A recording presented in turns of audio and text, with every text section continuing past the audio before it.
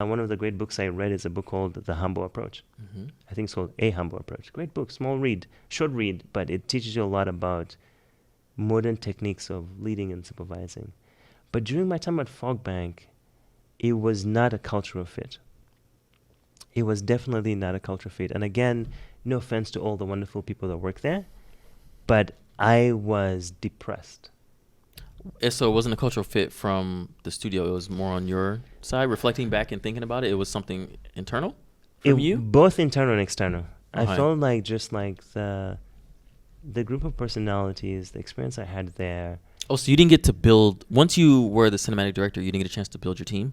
You already came into a team? I came into a team that was already built. Just the structure that of there could lie the problem. Yeah, but again, no offense to them, because I took that job because I loved the people I had interviewed with. Right? They were a reflection of who you thought the rest of the studio was. Exactly. Yeah. But here's the thing. Sense. Not again, like, please don't take away thinking that like this is all the horrible people. No, they're all wonderful people. Of course not. But sometimes you don't jive with people that well.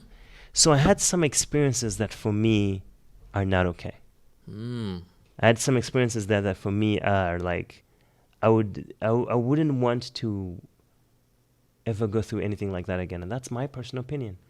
And wow, again, that happened. It looked like that happened pretty late from all the other experiences you had in your career to prepare you for whatever has happened. Yeah, and there were still new things. Yeah, it's shocking and interesting. That's interesting. And it was a very important lesson for me because like I was making the most money at the time I'd made in my career. Right. Money's not everything. That's where it shows you money's not everything. I had an opportunity to live in the Bay Area that I loved so much because I did my college there. So many of my friends are in the area, right? Yeah. But I was like, notice I described it as being depressed. It took me a while to realize it as being depressed.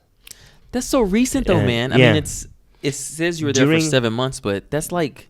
During that time... We're only halfway through the year. Dude, my life moves... during that time, also, I found out my dad was diagnosed with stage 5 kidney failure. Oh. But it came at a time where the way it worked out with production, it could have seemed like possibly maybe I was making an excuse for something.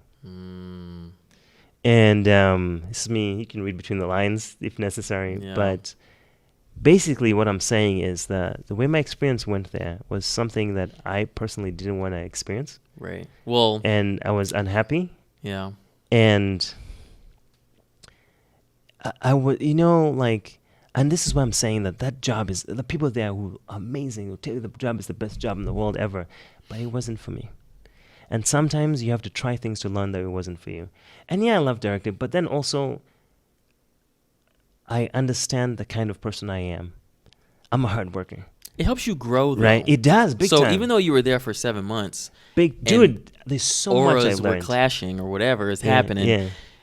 You still needed to experience that to move forward. Dude, yeah, exactly. But I'm excited for what they're working on. There's so many great ideas that I hope get executed and people appreciate them as much as I did. So I can't wait. I can't wait for the world to see what Fogbank is doing because that was the studio that Fox started. Because some brilliant minds, some of the scripts I read were this could be humongous. Yeah. You said Fox started, so that's from Fox Studios? Yeah. Fox opened up a Fox Next division because they wanted to, they talked about it publicly. They want to get into games. They want to do because I've heard of Fox Next. That's actually a name of one of their and studios. they want to do it in a meaningful way. And Fogbank was one of the studios they created. Ah, okay. And Fogbank focused primarily, their specialization is in narrative-based story games. Storytelling. Exactly. Okay. Gotcha. Which for me, that was sounded amazing because that's right up my alley. But in reality, it was not for me.